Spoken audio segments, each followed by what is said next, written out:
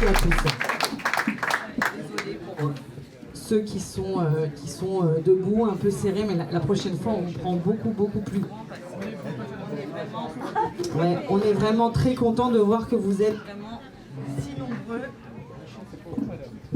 si nombreux à avoir envie de voir Champéry Aubervilliers. Toute ça, votre présence très nombreuse va nous donner encore plus d'énergie pour les semaines à venir. Donc nous partageons tous ici ce constat. 2020 sera une année importante. C'est l'année de tous les défis. C'est l'année du changement possible pour nous, pour notre ville.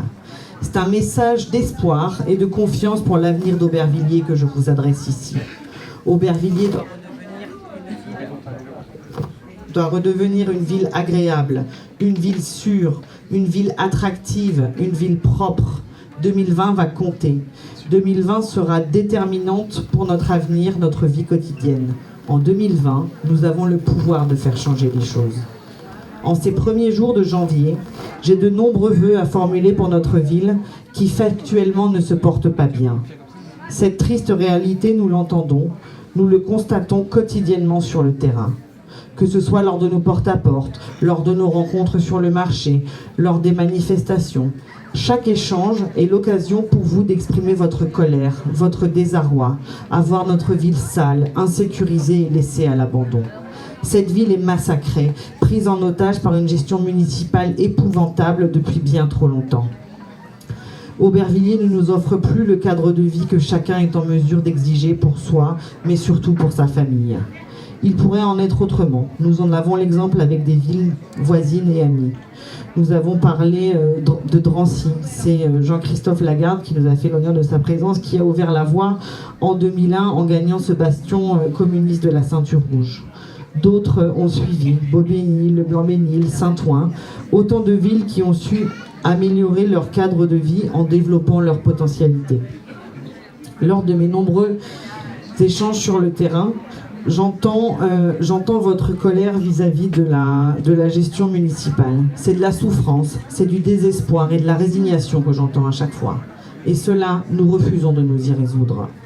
Je peux comprendre ces réactions, mais je refuse de tomber dans ce fatalisme. Et je ne suis pas la seule. La preuve, vous êtes tous là aujourd'hui. Un autre Aubervilliers est possible. Et ce sont des vœux d'optimisme que je veux formuler pour notre ville.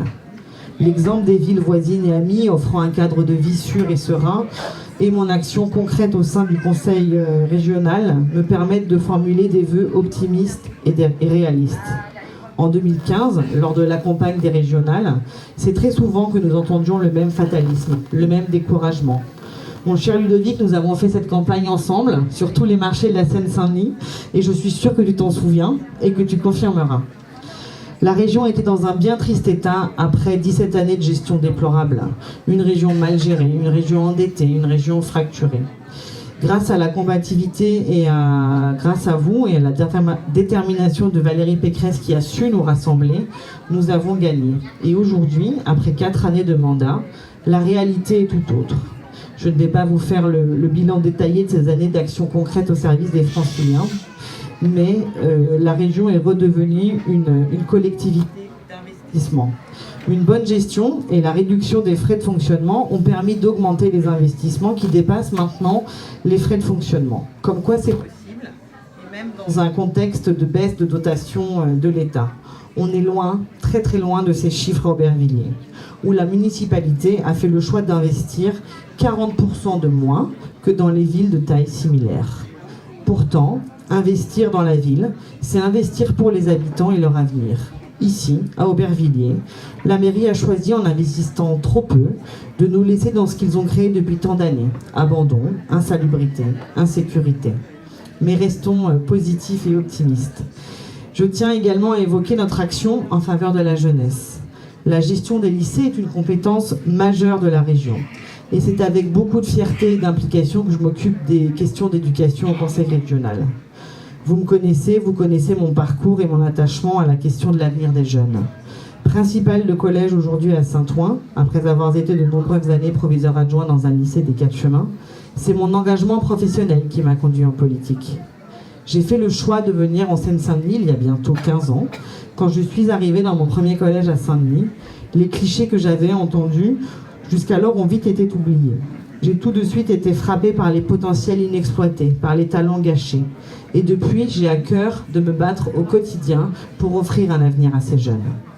J'ai très rapidement pris conscience qu'il suffisait de porter un regard dénué de fatalisme, un regard ambitieux, et de leur offrir un cadre structurant, leur redonner confiance, et pour pouvoir les faire réussir.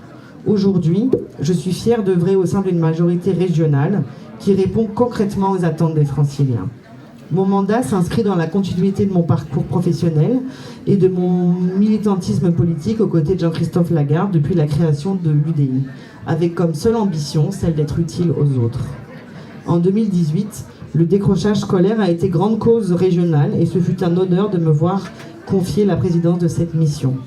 Grâce à notre travail, nous avons pu auditer un grand nombre de structures et avoir une connaissance réelle de ce fléau sur la région Île-de-France.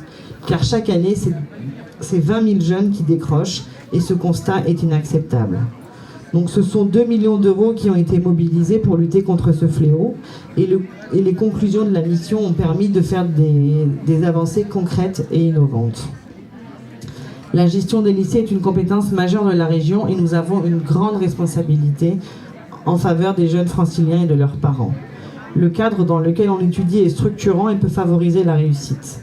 Quand on habite un quartier stigmatisé et que notre lycée est délabré, mal géré, quelle image enfant, quelle valeur. Les conséquences sur l'estime de soi peuvent nuire à la réussite. Nous nous sommes inscrits en rupture avec comme ambition que le lycée redevienne un lieu de promotion sociale, d'ambition et de réussite pour que chacun puisse étudier en toute sécurité. Nous avons débloqué un plan d'urgence de 5 milliards d'euros pour permettre la reconstruction et la rénovation de lycées. Aujourd'hui, les lycéens peuvent bénéficier d'une bourse régionale au mérite. Nous avons également rétabli les aides sociales pour les lycéens scolarisés dans le privé, afin de garantir la liberté de choix aux familles. C'est une mesure de justice sociale très importante, surtout ici, parce qu'il ne faut pas penser que ce sont seulement les classes aisées qui font le choix de scolariser leurs enfants dans le privé. De nombreuses familles modestes font ce choix. Ici aussi à Aubervilliers, et jusqu'alors il n'était pas aidé, et c'était vraiment la double peine. La mesure aussi Tous en stage qui oblige chaque structure percevant des aides régionales à recruter des stagiaires est une aide très concrète pour nos jeunes.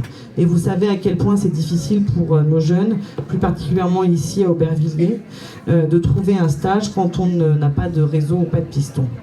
Et c'est aussi pourquoi je veux promouvoir le partenariat avec le monde de l'entreprise, accompagner l'entrepreneuriat et favoriser leur implantation à Aubervilliers. Il en va de même pour le commerce. Il y a urgence. Aubervilliers a besoin de voir ses commerces diversifiés. Aubervilliers a besoin de voir s'implanter de nouveaux établissements. Nous pourrons nous retrouver pour des moments sympathiques, le midi entre collègues, le soir, le week-end en famille ou entre amis. Ils sont trop peu nombreux pour une ville comme la nôtre. Les seules offres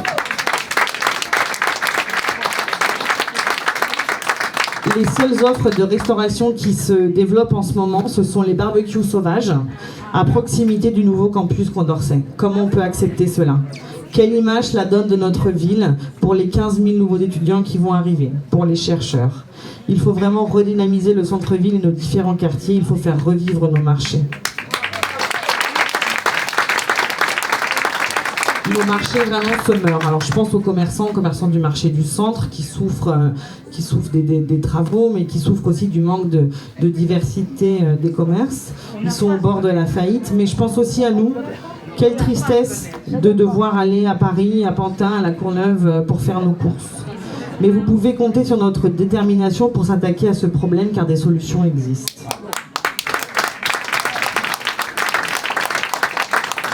À la région, c'est avec détermination également que nous avons investi pour la sécurité. D'abord dans les lycées. On a débloqué 220 000 euros pour sécuriser les lycées Jean-Pierre Timbaud et Le Corbusier. Mais ce bouclier de sécurité, il ne concerne pas seulement, qu'on peut nous offrir, il ne concerne pas seulement les lycées. Chaque municipalité peut en bénéficier et nous pouvons cofinancer à la région l'installation d'équipements en portique de sécurité pour les équipements sportifs, culturels, mais aussi pour de la vidéoprotection. Je l'ai proposé à Aubervilliers et j'ai obtenu une subvention pour financer l'installation de caméras. Malheureusement, faute, donc ça a déjà un peu traîné, mais finalement il y en a quand même eu quelques-unes, bon gré, mal gré, qui ont été installées. Mais ces caméras, elles tournent dans le vide, parce que faute d'effectifs de police municipale, personne ne les regarde. Non mais c'est voilà, c'est malheureusement la triste vérité. Mais sans la volonté de la municipalité d'inscrire cette aide dans une véritable politique municipale visant à garantir à chacun ce droit fondamental, les effets ne sont pas visibles. Et pourtant, on pourrait aider pour moderniser les commissariats, équiper les policiers. Il y a plein de choses qui sont faisables. Mais pour cela, il faut que la municipalité le souhaite et investisse également de son côté. Et ce n'est pas le cas pour le moment à Aubervilliers. Donc il est vraiment urgent d'investir dans la sécurité et de rétablir l'autorité dans notre ville. On ne peut plus accepter toutes ces incivilités et de se faire agresser juste parce que l'on se promène. Mais il ne faut pas confondre droit à la sécurité et logique du tout sécuritaire. La sécurité est avant tout, et je ne le répéterai jamais assez, un droit fondamental. Il ne faut pas perdre de vue. Il ne faut pas perdre de vue qu'il est avant tout question de liberté. Montesquieu disait la liberté est le droit de faire tout ce que les lois permettent. Mais malheureusement, à Aubervilliers, nous n'avons pas ce droit. Je suis scandalisée quand j'entends des jeunes femmes indépendantes, modernes, libres, me dire qu'elles se font accompagner par leur mari pour se rendre à la station de métro. Je suis scandalisée quand nos anciens nous disent ne plus oser aller au marché, se rendre à des manifestations par peur d'une agression. Je suis scandalisée quand des jeunes me racontent ne plus pouvoir sortir le soir avec leurs amis à Paris, faute de budget pour payer un Uber pour rentrer parce qu'ils n'osent pas prendre le métro. Et il en va de même pour la propreté. Il existe des dispositifs d'aide régionaux pour lutter contre les dépôts sauvages. Tu pourrais nous en parler longuement, cher Jean-Philippe. Ici, ils ne sont pas utilisés, à croire que Aubervilliers est très propre du point de vue de la mairie. Voilà. Je ne vais pas vous faire ici la liste de toutes les aides qui ne sont pas demandées. Ce serait trop long et trop énervant. Mais quand on aura gagné, je peux vous assurer que tous les dispositifs régionaux seront utilisés. Vous le savez, vous l'aurez compris, c'est une grande fierté pour moi d'exercer grâce à vous et grâce à votre confiance ce mandat de conseillère régionale. Ce mandat que vous m'avez confié, il est porteur d'espoir pour notre ville avec en ligne de mire les prochaines échéances municipales où chaque vote comptera pour que l'alternance soit possible, pour mettre fin à ces 75 années de gestion hasardeuse, ne prenant pas en compte la réalité du quotidien et nos préoccupations. Cela me donne plus que jamais envie de poursuivre la bataille engagée sans relâche depuis 2014, car un autre Aubervilliers est possible. Aubervilliers peut s'illustrer autrement que par son nombre croissant d'incivilités, par ses faits divers sanglants. Je suis convaincue qu'Aubervilliers peut être une ville attractive, où les entreprises viennent s'installer, où chacun peut trouver sa place et vivre avec sa famille en toute sécurité. Ces convictions, ces valeurs, je les partage avec vous, avec mon équipe, qui a à cœur de se battre sur le terrain pour porter ce message d'espoir et une autre vision pour notre ville. Et je tiens à les remercier ici chaleureusement pour leur présence, leur disponibilité et leur combativité. C'est cet engagement, ces valeurs partagées, qui me donnent envie chaque jour de défendre cette vision ambitieuse pour notre ville. Leur engagement est une source d'énergie et me donne encore plus de dynamisme et de combativité. Ils sont trop nombreux et je ne peux pas tous les citer, mais je vous demande de les applaudir.